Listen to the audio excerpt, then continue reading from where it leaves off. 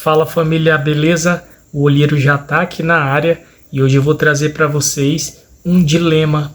O Messias deveria se chamar Emanuel ou Jesus? Parece que aí tem um cheirinho de profecia inventada, né? Ou então um grande erro bíblico, né? Então, pessoal, para desvendar esse mistério, fica aí comigo até o final, não seja fraco e bora lá pro vídeo. E olha a lupa, Brasil!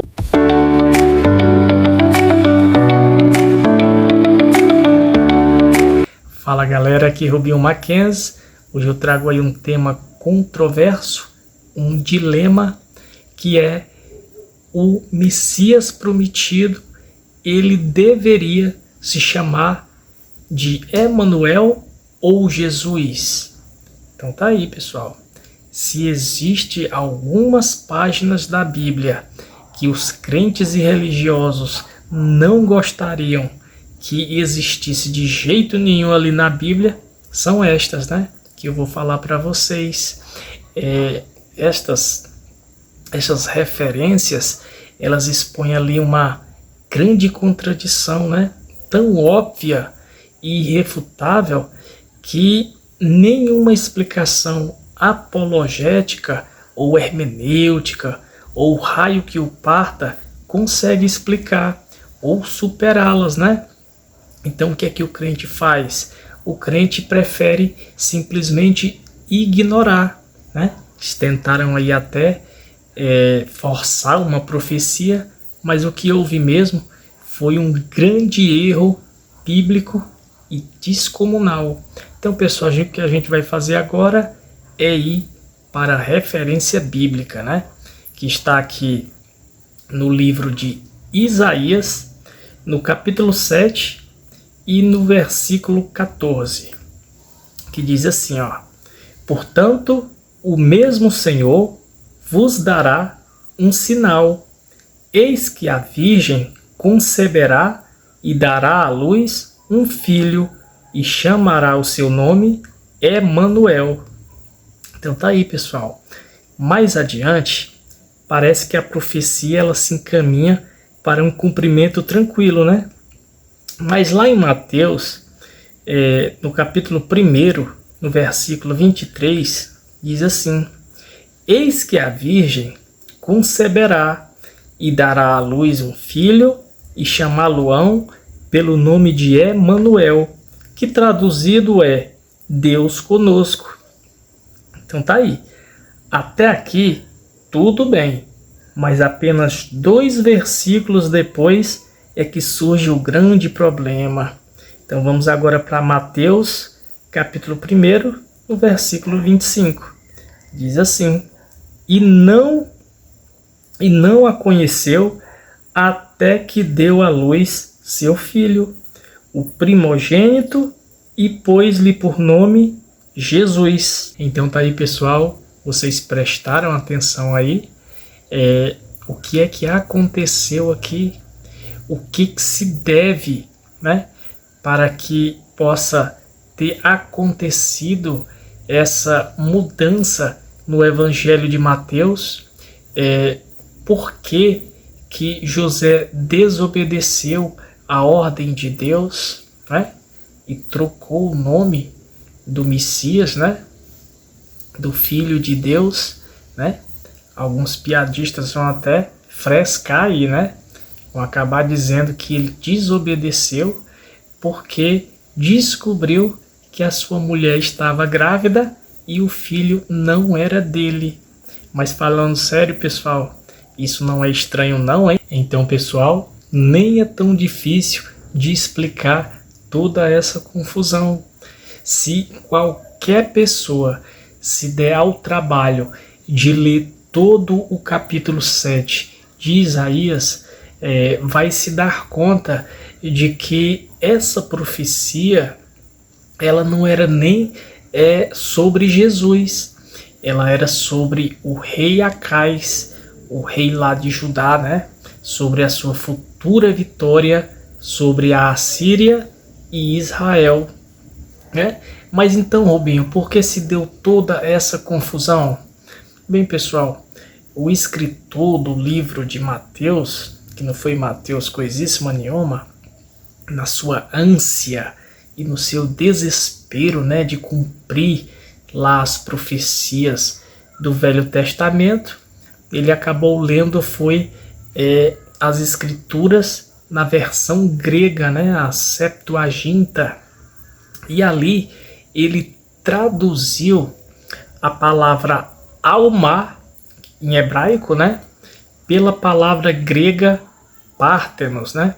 Alma, que significa mulher jovem, e Pártenos em grego significando virgem. A Alma, a mulher jovem que já está em idade ali de contrair matrimônio, né? E a palavra hebraica para virgem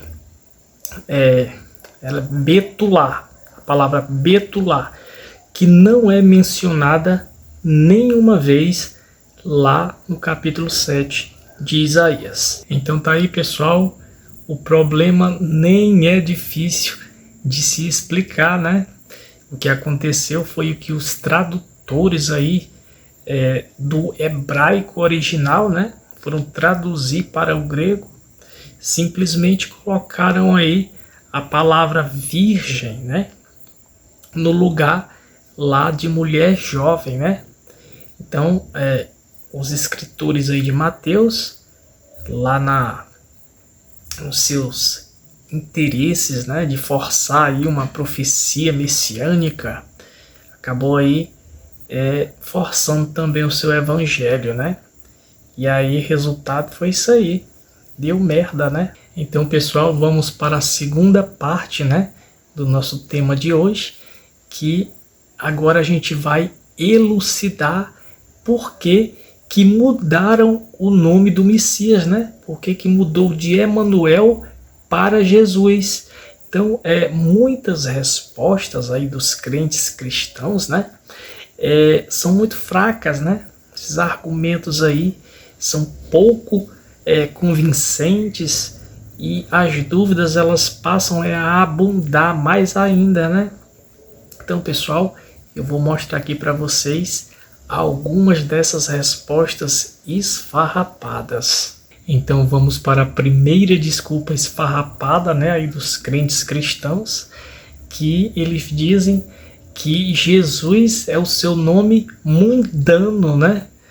Então, pessoal, nem ao certo eles sabem, né, do que se basearam, né, para dizer essa asneira aí, essa besteirada. E se isso fosse verdade, o caso é que José desobedeceu uma ordem expressa, direta do Todo-Poderoso, né?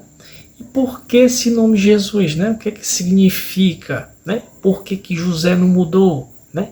Já que era o propósito verdadeiro de Deus para o Messias, por que ele não trocou o nome? Então vamos para a segunda desculpa esfarrapada aí dos crentes cristãos, né? Para a mudança, né, desse nome, né, de Emanuel para Jesus. Então, pessoal, eles dizem que Jesus é apenas um título dado aí ao Messias. Bem, pessoal, não é mesmo, viu? Esse nome Jesus, ele um nome com significado, né? Que traduzido lá pro grego, né? Que vem de Josué, né?